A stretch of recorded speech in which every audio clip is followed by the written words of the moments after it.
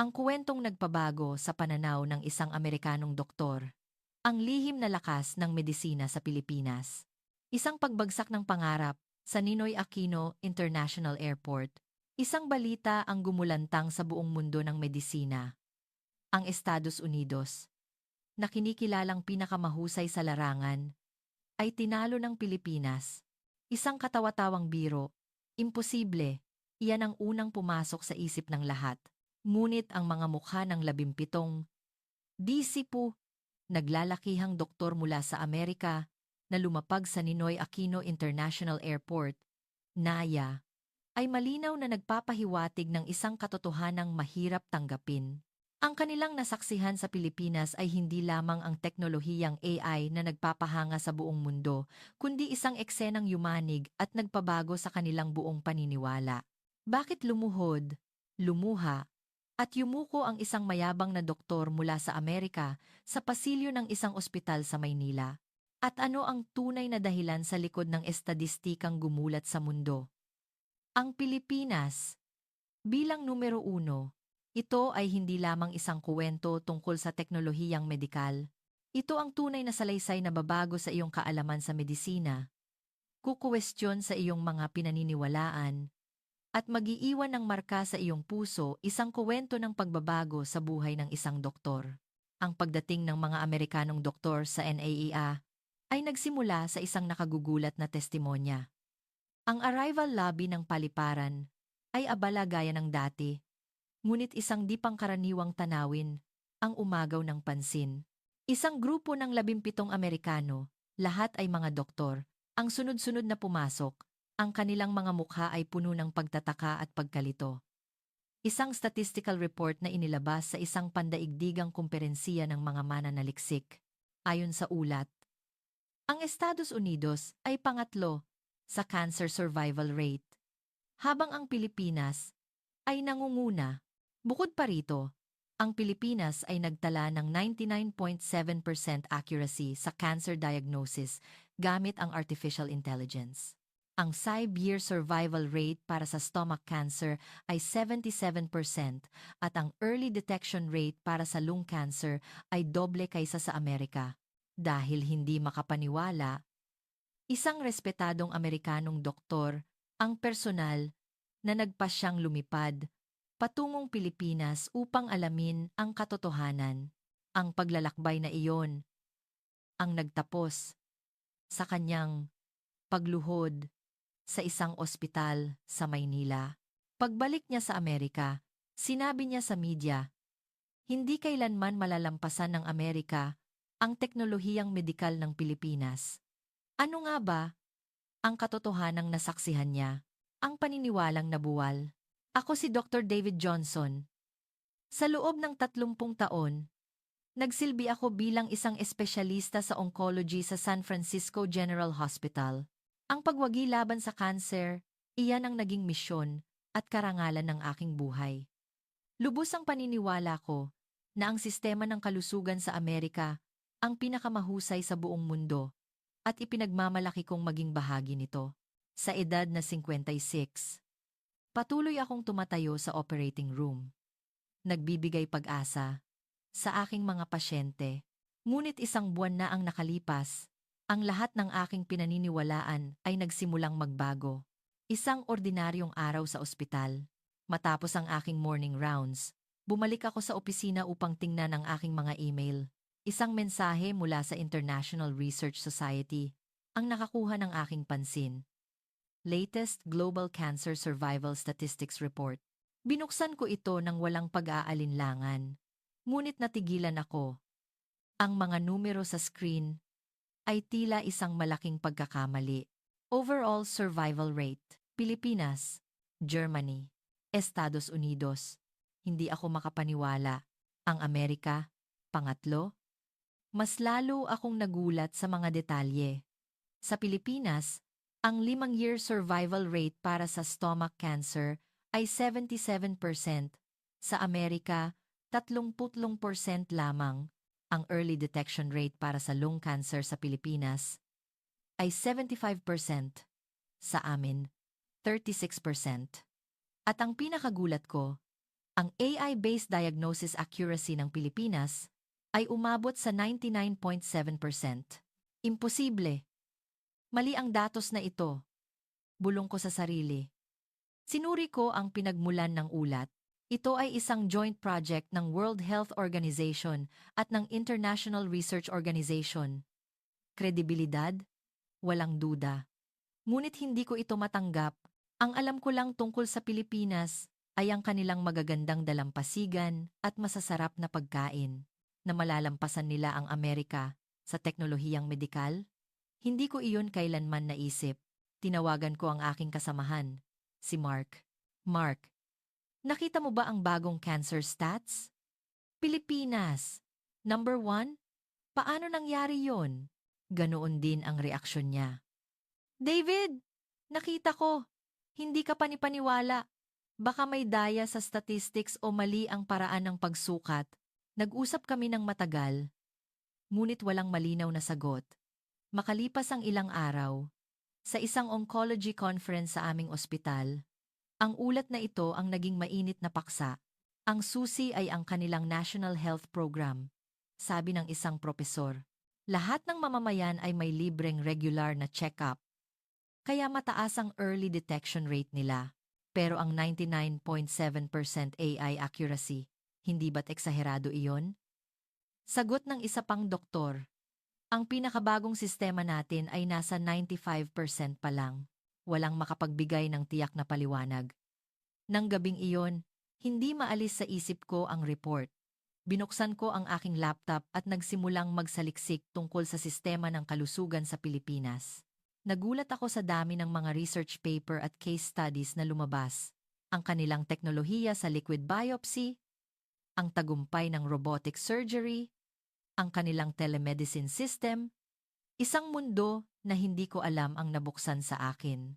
Isang partikular na pag-aaral ang kumuha ng aking atensyon, isang AI-based early diagnosis system na kayang suriin ang 12 uri ng cancer mula sa isang patak 1cc ng dugo sa loob lamang ng 8 minuto. Mayroon kaming liquid biopsy sa Amerika, ngunit hindi sa ganitong bilis at katumpakan.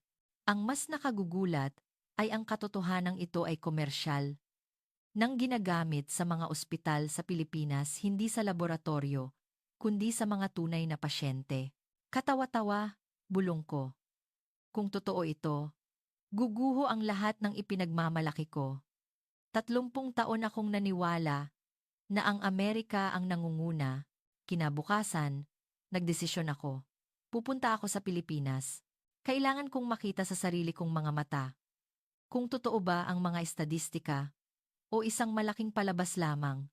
Humingi ako ng 3 linggong bakasyon. David, 30 taon ka nang nagtatrabaho.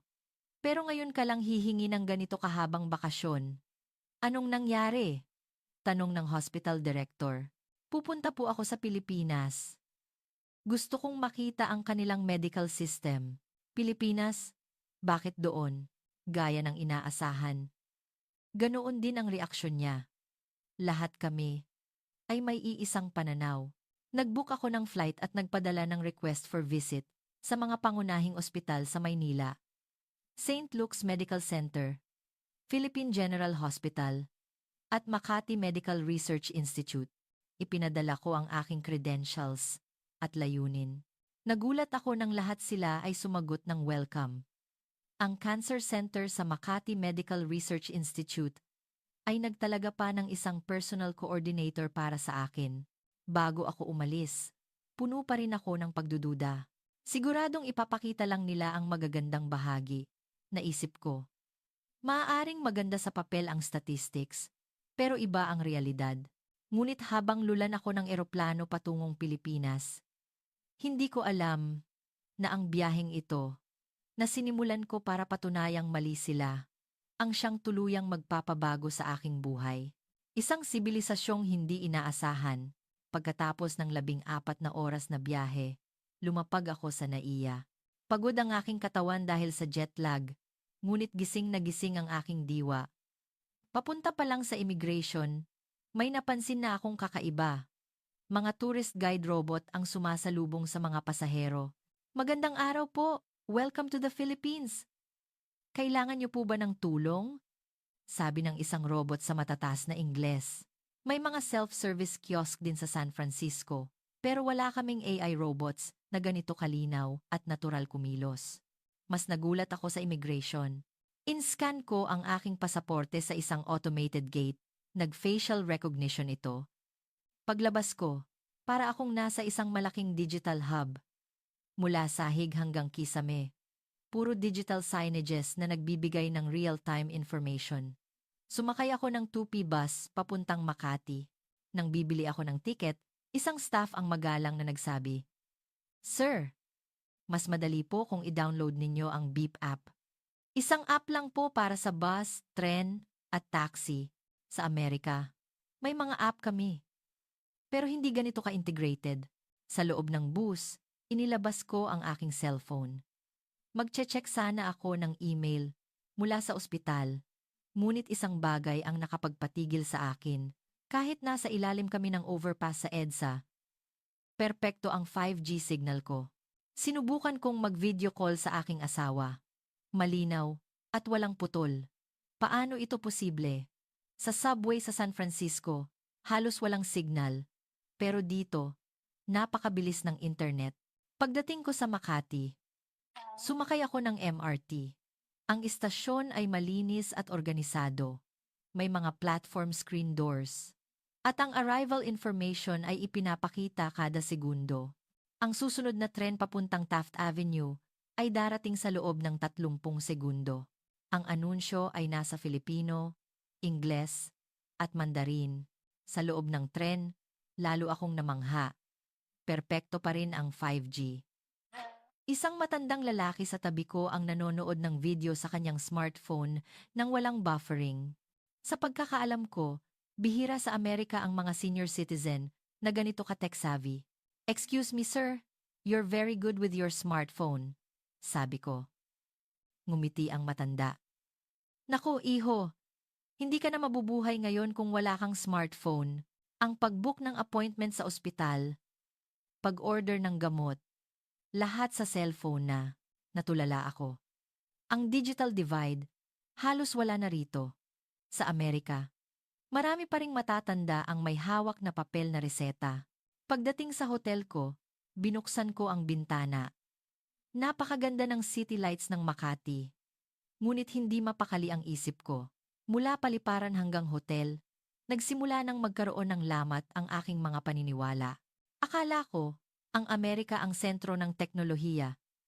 Pero ang nakita ko rito ay hindi na inobasyon, kundi normal na pamumuhay. Ang teknolohiya ay hindi nakakulong sa laboratorio. Ito ay bahagi na ng buhay ng ordinaryong tao. Ang pinakamabilis na 5G sa mundo ay patungo sa iisang lugar, sa silid ng isang lola sa ospital. Naalala ko ang isang linyang nabasa ko sa isang research paper. Unti-unti kong naiintindihan kung para kanino ang lahat ng infrastrukturang ito. Muli kong sinaliksik ang Makati Medical Research Institute. Ang website nila ay puno ng impormasyon. AI diagnosis system, robotic surgery rooms, smart patient rooms. Bukas, malalaman ko ang totoo. Bulong ko, puno pa rin ako ng pagdududa. Pero sa isang sulok ng aking isip, alam kong ang nakita ko ay hindi isang palabas. Ito ang realidad. Hindi ako nakatulog ng gabing iyon. Hindi lang dahil sa jet lag. Natatakot ako sa kung ano ang madidiskubre ko at kung paano nito babaguhin ang aking buong pagkatao. Kung totoo ngang numero 1 ang Pilipinas, ano na lang ang halaga ng 30 taon ng aking karera? Isang sistema na binuo para sa pasyente. Kinabukasan, tumayo ako sa harap ng Makati Medical Research Institute. Ang gusali pa lang ay kahanga-hanga na. Moderno, gawa sa salamin at bakal. Ngunit hindi nakakatakot. Mas maliwanag at bukas ang pakiramdam. Mas maliit kaysa sa San Francisco General Hospital. Pero mas futuristic. Sa lobby, isang staff ang ngumiti sa akin. "Dr. Johnson, welcome po. Hindi po ba kayo naligaw?" Ang galing ng kanyang Ingles. "Ako po si Jasmine Cruz, ang inyong coordinator. Ito po ang schedule ninyo." Inabot niya sa akin ang isang tablet. Umaga, tour sa cancer center. Hapon, pagbisita sa AI diagnosis room. Gabi, meeting kasama ang research team. Una naming pinuntahan ang outpatient registration. Mahaba ang pila, ngunit mabilis itong umuusad. Dito po, pwedeng mag-register sa mga kiosk na ito o gamit ang smartphone app. Ang average waiting time po ay wala pang 15 minuto. Paliwanag ni Jasmine, 15 minutos? Sa Amerika, kahit may appointment ka, 1 oras ang pinakamaikling paghihintay. Gumagamit po kami ng AI-based appointment system na nagmamanage ng patient flow in real time. Kapag lumagpas ng 20 minuto ang paghihintay, may automatic alert na. Isang 70 anyos na babae ang mag-isang gumagamit ng kiosk. Walang tulong mula sa staff. Iniskan niya ang kanyang PhilHealth card. Pinili ang departamento. At kumuha ng numero sa loob lang ng 2 minuto. Kaya po ba ng mga senior citizen na gawin ito mag-isa? Tanong ko. Karamihan po. May mga volunteer po para tumulong. Pero karamihan sa mga senior ngayon, sanay na sa teknolohiya. Naalala ko ang matanda sa MRT. Sumakay kami sa elevator papuntang cancer center. Malinis, maliwanag, at puno ng mga pahingahan para sa mga pasyente. Dr. Johnson, ito po ang mga consultation room. Sa tabi ng pinto ng bawat silid, may digital screen na nagpapakita ng listahan ng mga naghihintay na pasyente. Kasalukuyang naghihintay. 2 dabal. Estimated waiting time, 2 minuto. Ang pagbibigay ng eksaktong impormasyon ay nakakabawas ng pagkabalisa ng pasyente. Nasilip ko ang loob ng isang silid. Sa tabi ng doktor, may isang malaking monitor na nagpapakita ng kumpletong medical record ng pasyente, kasama ang mga rekomendasyon mula sa AI.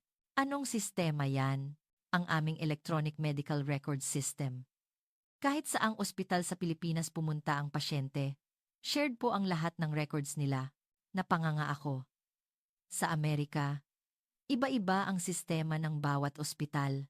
Kailangan mong magdala ng CD ng iyong mga record. Paano ang data privacy? Naka-encrypt po gamit ang blockchain technology. Walang makaka-access kung walang pahintulot mula sa pasyente. Sunod naming pinuntahan ang mga testing room. Paano po ang booking para sa MRI o CT scan? Tanong ko. Ang doktor po mismo ang nagbubook habang nag-uusap sila ng pasyente. Hindi na kailangang tumawag ng pasyente sa ibang departamento. Paglabas ng isang pasyente mula sa MRI room, isang staff ang lumapit sa kanya. Dala ang isang tablet. Sir, ang resulta po ay lalabas sa loob ng 3 araw. Makakatanggap po kayo ng notifikasyon sa inyong email. Lahat ay automated at streamlined. Ang tanging gagawin ng pasyente ay magpagaling. Isang Amerikanong doktor na hindi makapaniwala, napayuko sa pasilyo ng isang ospital sa Maynila. Naalala ko ang headline ng isang artikulo. Ako na ngayon ang nasa sitwasyong iyon. Nang tanghalian, kumain kami sa cafeteria ng ospital. Hindi ito para sa mga staff, kundi para sa mga pasyente at kanilang mga pamilya. Ngunit ang itsura at kalidad ay parang sa isang high-end restaurant. Paano ang bayad sa pagkain? Para sa mga naka-admit? Kasama na po sa bayarin. Para sa mga outpatient, mas mura po kaysa sa labas. Habang kumakain, nagtanong ako kay Jasmine. Sa totoo lang, sobrang hanga ako. Hindi ko akalain na ganito kaorganisado ang sistema ninyo. Marami pong dayuhang doktor ang nagsasabi niyan, lalo na po yung mga galing sa Amerika, sagot niya ng nakangiti. Madalas ba kayong bisitahin ng mga doktor mula sa Amerika? Sa nakaraang taon lang po, mahigit 200 na. Karamihan po ay para sa training programs. Gumuho na naman ang aking pride. Ang mga Amerikanong doktor, pumupunta sa Pilipinas para mag-aral. Nang hapon, ipinaliwanag sa akin ang tungkol sa bayarin. Ipinakita sa akin ang isang sample bill para sa stomach cancer surgery. Ang kabuuang gastos, humigit kumulang 11,000.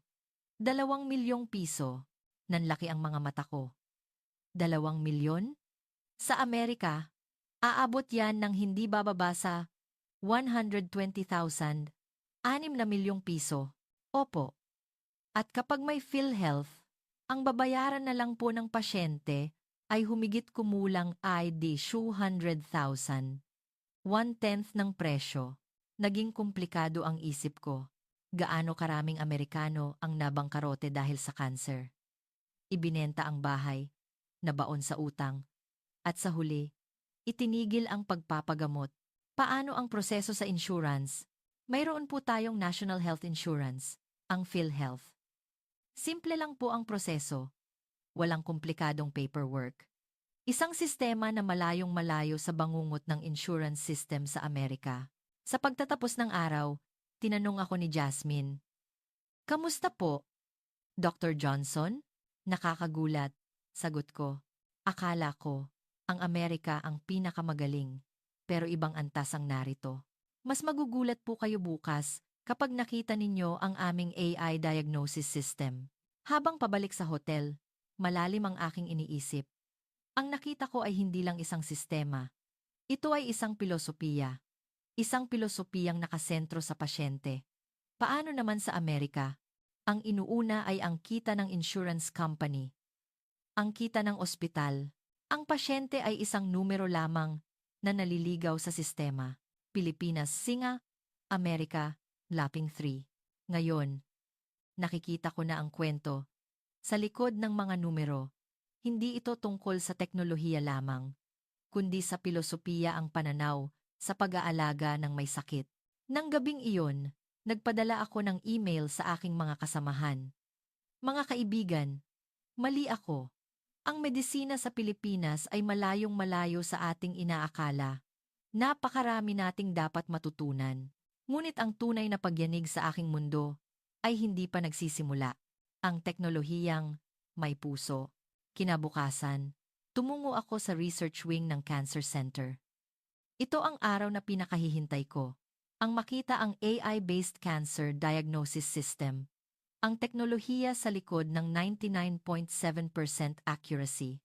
Sinalubong ako ni Jasmine at ni Dr. Antonio Reyes, isa sa mga pioneer ng AI medical technology sa Pilipinas. Dr. Johnson, welcome. Ikinagagalak kong makilala ka, bati ni Dr. Reyes. Ang karangalan ay akin, Dr. Reyes. Labis akong nasasabik na makita ang inyong sistema. Pumasok kami sa isang silid na puno ng mga dambuhalang monitor. Ito ang puso ng aming AI diagnosis system. Simula ni Dr. Reyes. Pinagsama namin ang liquid biopsy technology at deep learning AI sa isang patak A1cc ng dugo. Kaya naming suriin ang 12 uri ng cancer. Isang bansa kung saan ang isang patak ng dugo ay sapat na para makita ang cancer iyan ng Pilipinas. Ang linyang nabasa ko ay nagkakatotoo sa aking harapan. Paano po iyon posible? Ipinakita niya sa akin ang isang monitor. Ang mga cancer cells ay nagiiwan ng maliliit na piraso ng DNA sa daluyan ng dugo. Sinusuri ng aming AI ang pattern ng mga DNA fragment na ito. Sa loob ng 8 minuto, sinusuri ng sistema ang lahat, DNA sequence, genetic mutations, methylation patterns, at tinutukoy ang pagkakaroon at lokasyon ng cancer na may 99.7% accuracy. 8 minuto? Sa Amerika, 2 linggo bago lumabas ang resulta ng biopsy. Iyan po ang pagkakaiba. Ang early detection, ang nagdidikta ng survival. Nagpakita siya ng isang case study. Isang 52 anyos na babae.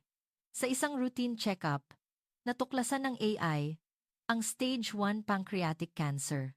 Wala pa siyang sintomas at hindi pa ito makita sa CT scan. Ganoon kaaga? Opo. Agad naming isinailalim sa masusing pagsusuri at nakita ang isang 0.5 cm tumor. Natanggal ito ng buo sa operasyon at ngayon, cancer-free na siya. Nanlamig ako. Ang pancreatic cancer ay tinatawag na silent killer. Karaniwan, kapag natuklasan ito, huli na ang lahat. Sa Amerika, ang 5-year survival rate ay 12% lang. Ngunit kung matutuklasan ng ganito kaaga, nagbabago ang lahat. Ito ang dahilan kung bakit 77% ang survival rate namin sa stomach cancer, sabi niya. Dahil sa early detection, doon ko tuluyang naunawaan. Ang mga estadistika ay hindi kasinungalingan. Nasaksihan ko ang aktwal na proseso. Isang 60 anyos na lalaki ang dumating para sa pagsusuri, bakas sa mukha niya ang kaba. Kinuhanan siya ng 1 cc ng dugo. Inilagay ang sample sa isang machine. Sa loob ng 8 minuto, lumabas ang resulta. Negative for all 12 types of cancer. Nakita ko ang ginhawa sa mukha ng pasyente. Magkano ang halaga ng test na ito? Tanong ko. Ngumiti si Dr. Reyes. Para sa mga sakop ng National Health Checkup, libre po ito.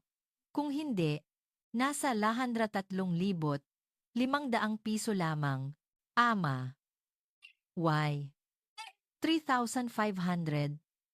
Sa Amerika, aabot iyan ng 15,005 libong dolyar at hindi pa sakop ng insurance. Ang humawak sa kamay ng matanda ay hindi isang doktor, kundi ang AI ng Pilipinas. Ngayon, lubos ko nang naiintindihan ang kahulugan yon. Ang sistemang ito ay isang safety net, lalo na para sa mga matatandang mag-isa at mahihirap. Naunawaan ko na rin kung bakit kailangan nila ang mabilis na 5G.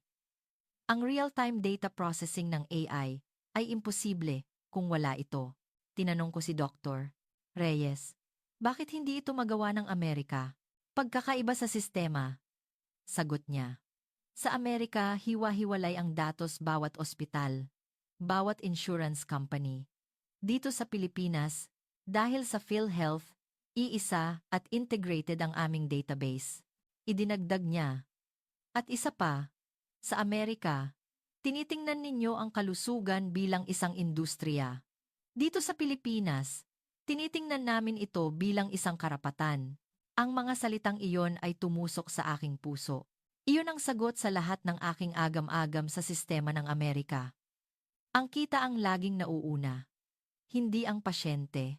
Isang bansang medikal na binuo hindi ng makina, kundi ng malasakit. Sa pag-alis ko sa laboratorio, sinabi ni Dr. Reyes. Dr. Johnson, bukas, gusto kong ipakita sa iyo ang isang bagay na mas makabagbag damdamin.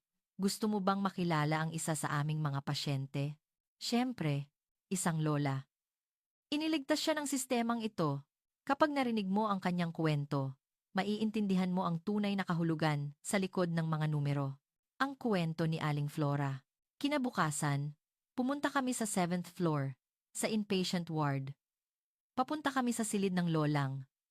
Binanggit ni Dr. Reyes. Ang pangalan niya po ay Aling Flora Santos. Si 21 taong gulang. Paliwanag ni Jasmine. 6 na buwan na ang nakalipas. Naghihintay na lang siya ng kanyang kamatayan. Ngayon, ibang-iba na ang buhay niya. Pagbukas namin ng pinto, isang lola ang nakaupo sa tabi ng bintana. Nagbabasa ng libro. Mayroon siyang ngiti sa kanyang mga labi. Lola, may bisita po kayo. Isang doktor, mula sa Amerika. Nako, ang layo naman ng pinanggalingan mo, iho. Magandang araw sa iyo. Bati niya. Umupo ako sa tabi niya. Aling Flora, gusto ko po sanang marinig ang inyong kuwento. Nagsimula siyang magsalaysay. Noong nakaraang taon, palagi na lang masakit ang tiyan ko. Pero tiniis ko lang, akala ko, dala lang ng katandaan. 3 klinika na ang pinuntahan ko. Pero ang sabi lang nila, indigestion lang daw. Nagdilim ang kanyang mukha. Hindi gumagaling sa gamot. Palala ng palala. Isang araw, huminto siya at pinunasan ang kanyang luha. Sumuka ako ng dugo. Doon ko nalaman. Oras ko na. Anong ginawa ninyo? Wala na akong lakas para pumunta sa ospital. Inihanda ko na lang ang sarili ko. Nagsulat na ako ng huling habilin, inayos ko na ang lahat para sa burol ko. Napakasakit pakinggan. Ang maghintay ng kamatayan ng mag-isa, pero biglang nagliwanag ang kanyang mukha. Iniligtas ako ng bantay ko. Itinuro niya ang isang maliit na robot na hugis tarsier sa kanyang bedside table. Ito ang bantay. Isang AI companion robot, paliwanag ni Jasmine. Ibinibigay ito ng DSWD sa mga senior citizen na mag-isang naninirahan. Noong una, naiingayan lang ako sa kanya, sabi ni Aling Flora habang hinahaplos ang robot. Pero siya ang nagligtas sa buhay ko. Ikinuwento niya na isang araw, tinanong siya ng robot, "Lola, kamusta po ang pakiramdam ninyo?" Sumagot siya na ayos lang. Pero sinabi ng robot, "Lola, iba po ang tono ng boses ninyo. May masakit po ba?" Tatawag na po ako ng tulong. Ang nadetect ng robot ay ang bahagyang panginginig sa boses ni Aling Flora. Ang pagbabago sa kanyang paghinga dahil sa sakit. Nagdesisyon ng AI na ito ay isang emergency. Automatikong tumawag ang bantay sa 911 at sa DSWD. Sa loob ng 30 minuto, dumating ang ambulansya. Sa ospital, nalaman nilang mayroon siyang stage 2 stomach cancer. Sabi ng doktor, kung natagalan pa raw, baka huli na ang lahat. Sabi niya habang hawak ang aking kamay. Kung hindi dahil sa bantay, patay na ako ngayon. Ang humawak sa kamay ng matanda ay hindi isang doktor, kundi ang AI ng Pilipinas. Iyon na ang sandaling iyon. Sumailalim siya sa robotic surgery. Ipinakita niya ang 4 na maliliit na peklat sa kanyang tiyan. Ang galing, no? Sa maliliit na butas na yan, natanggal nila lahat. Magkano po ang binayaran ninyo? Ngumiti siya.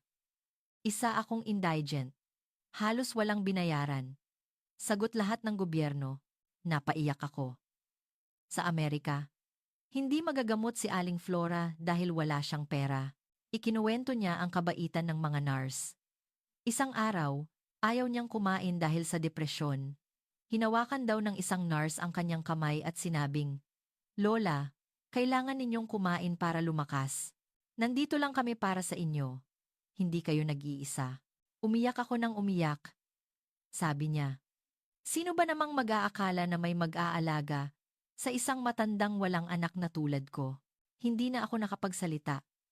Bilang isang doktor sa loob ng 30 taon, ngayon lang ako nakaramdam ng ganitong emosyon. Isang bansang medikal na binuo hindi ng makina, kundi ng malasakit. Ngayon, naiintindihan ko na. Pagkatapos niyang ma-discharge, isang social worker ang bumibisita sa kanya 2 beses sa isang linggo. At ang bantay ay laging nariyan. Tuwing umaga, tinatanong niya ako, "Lola, nakatulog po ba kayo ng maayos?" Siya na ang pamilya ko ngayon. "Lola, ano na po ang pangarap ninyo ngayon?" Ngumiti siya ng malapad. "Gusto kong maging volunteer.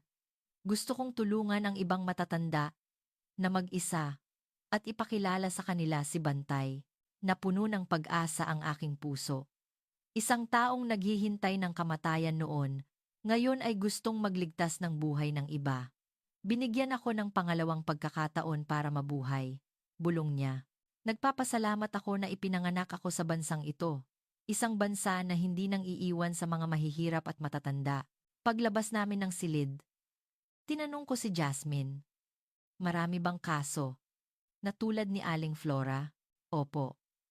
Noong nakaraang taon, 47 na emergency situations ang na-detect ng bantay.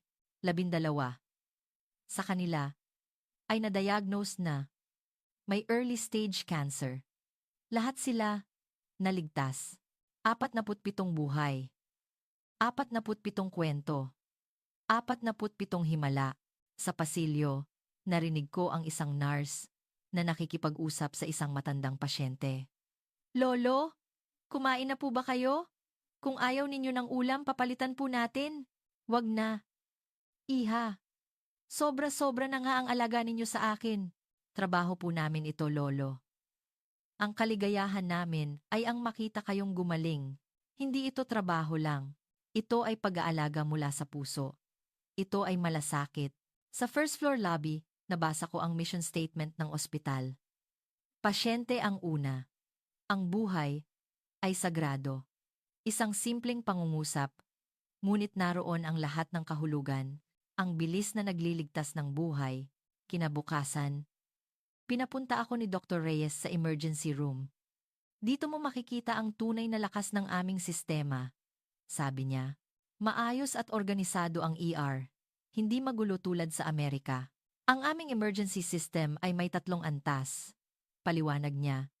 Itinuturo ang isang malaking monitor, ambulansya, ER, at ang National Emergency Center.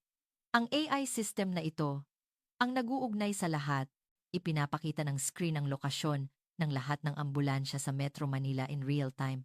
Ang status ng bawat ER. Kapag may tawag, sinusuri ng AI ang kondisyon ng pasyente at ang sitwasyon sa mga ospital para ipadala siya sa pinakaangkop na lugar. Hindi sa pinakamalapit? Hindi po. Sa ospital na may pinakamagaling na kakayahan para sa kaso niya, biglang tumunog ang isang alarma. Pasyenteng paparating. 78 na babae. Hinihinalang atake sa puso. Si Aling Flora yan, sabi ni Dr. Reyes. Nanlaki ang mga mata ko. Dumating ang ambulansya. Si Aling Flora, maputla ngunit mulat. Lola, ako po ito, sabi ko. Ngumiti siya ng bahagya. Iho, nandito ka. Mabilis ang kilos ng mga doktor. ECG, blood test, oxygen saturation, lahat sabay-sabay. Sa loob ng 5 minuto, kumpirmado, atake sa puso. Isang cardiologist ang dumating sa loob ng 3 minuto. Handa na ba ang cath lab? Opo, room 3, ready na po. Dalhin siya doon ngayon din. Magsasagawa tayo ng emergency angioplasty. 5 minuto. Ang lahat ng desisyon ay ginawa sa loob ng 5 minuto sa Amerika. Aabutin ito ng hindi bababa sa 30 minuto. Sumama ako sa kanila. Sa bintana ng operating room, pinanood ko sila. Ang golden hour ang pinakamahalaga, sabi ni Dr. Reyes. Kailangan nating buksan ang baradong ugat sa loob ng 90 minuto. Ilang minuto na ang nakalipas mula nang tumawag sila. Imambatampat 2 minuto. Hindi ako makapaniwala. Mula sa tawag hanggang sa pagdating sa ospital, diagnosis, at pagsisimula ng operasyon 52 lang minuto lang. Sa monitor, nakita kong unti-unting bumubukas ang baradong ugat. Nag-stabilize ang kanyang tibok ng puso. Tagumpay, sabi ng cardiologist. Pagkatapos ng 1 oras, sa recovery room, mulat na si Aling Flora. Hinawakan niya ang aking kamay. Iho, pangalawang beses na akong naligtas. Ipinaliwanag ni Dr. Reyes na ang bantay na naman ang nakadetect. Napansin ng robot ang hirap sa paghinga at panghihina sa boses ni Aling Flora kaninang umaga. Agad itong nag-alerto, kung hindi dahil doon. Baka sa bahay lang siya inatake. Nang mag-isa. Ang lahat ng sistema, real-time patient monitoring, emergency network, AI early warning, ay nagtulungan para iligtas ang isang buhay. Kita mo na, Dr. Johnson, sabi ni Dr. Reyes. Iyan ang tunay na lakas ng medisina sa Pilipinas. Hindi lang teknolohiya. Ito ay sistema, bilis, at isang pilosopiyang inuuna ang buhay. Tumango ako. Ang mga estadistika ay resulta lamang. Ang sistemang ito, ang pilosopiyang ito, ang lumikha ng mga resultang iyon, ang desisyon. Sa huling araw ko, dinala ako ni Dr. Reyes sa isang public home for the aged sa labas ng Maynila. Bahay Kalinga, ang pangalan nito. Dito ko raw makikita kung paano nagsasama ang teknolohiya at pagmamahal. Sa lobby, nakita ko ang mga matatanda. Karamihan ay may kasamang bantay robot. Lolo, gusto niyo po bang maglakad-lakad mamaya? Tanong ng isang robot. Sige, maganda ang panahon. Okay po, aalis po tayo sa loob ng 30 minuto. Sasamahan ko po kayo. Ikinuwento ng direktor ng pasilidad na ang mga robot ang nag-check ng kanilang vitals 3 beses sa isang araw. Ang data ay direktang ipinapadala sa ospital. Ang mga robot din ang kanilang kalaro sa chess, sa kuwentuhan para labanan ang depresyon at kalungkutan. Maging ang pagkain nila ay personalized, ayon sa kanilang kondisyon. Idinisenyo ng isang AI nutritionist. Isang lola ang kumausap sa akin habang nanananghalian. Sa Amerika ba, iho? Paano inaalagaan ang mga matatandang tulad namin? Hindi ako makasagot. Sa Amerika, Kung may pera ka, mapupunta ka sa magandang nursing home. Kung wala, pabigat ka sa iyong mga anak o mamamatay kang mag-isa. Napakabuti dito, sabi niya. May luha sa kanyang mga mata. Dati, parang impyerno ang bawat araw. Ngayon, may mga kaibigan ako. Masarap ang pagkain. At may nag-aalaga sa akin. Langit ito. Nagpapasalamat ako na hindi ako pinabayaan ng gobyerno. Isang bansang medikal na binuo hindi ng makina, kundi ng malasakit. Iyon ang totoong kahulugan. Ang teknolohiya ay ginagamit para sa mga mahihina at nag-iisa, kinagabihan, habang nag-iimpake. Nagdesisyon ako. Hindi ako maaaring bumalik sa Amerika at kalimutan na lang ang lahat. Binuksan ko ang aking laptop at nagsimulang magsulat ng isang mahabang email sa aking mga kasamahan. Mga kaibigan, mali tayo. Sa Pilipinas, natutunan ko kung ano ang tunay na medisina. Panahon na para tayo naman ang matuto. Isang bagong simula. Sa NAIA, bago ako umalis, isang pamilyar na boses ang tumawag sa akin. Si Aling Flora, kasama si Jasmine. Para ihatid ako, huwag mong kalimutan ang Pilipinas, iho. Sabi niya. Habang inaabot sa akin ang isang maliit na agimat na siya mismo ang gumawa. Hindi ko po kayo malilimutan, Lola. Binago ng Pilipinas ang buhay ko. Pagbalik sa San Francisco, ipinresinta ko ang lahat ng aking natutunan. Ang ilan ay hindi makapaniwala. Ang iba ay nagsabing imposible itong gawin sa Amerika dahil sa sistema. Nang gabing iyon, tinawagan ko si Dr. Reyes. Dr. Reyes, si David po ito. Gusto ko pong bumalik sa Pilipinas. Isang buwan ang lumipas, lulan na naman ako ng eroplano patungong Maynila. Hindi bilang isang bisita, kundi bilang isang estudyante. Sinimulan kong aralin ang kanilang sistema na may isang layunin. Ang bumuo ng isang training program para sa mga Amerikanong doktor. 3 buwan pagkatapos, dumating ang unang grupo ng 10 batang doktor mula sa Amerika. Ipinakita ko sa kanila ang lahat ng nakita ko. At sa huling araw, ipinakilala ko sila kay Aling Flora. Siya po ang dahilan kung bakit dakila ang sistemang medikal ng Pilipinas, sabi ko sa kanila. Ikinuwento ni Aling Flora ang kanyang buhay. At nakita ko ang luha sa mga mata ng mga batang doktor. Ngayon, naiintindihan na namin, sabi ng isa sa kanila. May kuwento pala sa likod ng mga numero. Lumipas ang 1 taon. Naging bahagi na ako ng Pilipinas. Natuto na akong magtagalog. At paborito ko na ang sinigang. Linggo-linggo, dinadalaw ko si Aling Flora. Para ka ng tunay na Pilipino, iho. Sabi niya. Dahil po sa inyo, Lola. Kayo po ang aking ina. Dito, sa Pilipinas. Niyakap namin ang isa't isa. Hindi kami magkadugo, ngunit kami ay isang tunay na pamilya. Isang statistical report ang nagpabago sa plano ko para sa aking pagreretiro. Dito na ako sa Pilipinas tatanda. Dito ko sisimulan ang huling yugto ng aking buhay, hindi lamang para mag-aral ng teknolohiya, kundi para matutunan ang tunay na kahulugan ng pag-aalaga sa kapwa. Ang tunay na kahulugan ng malasakit.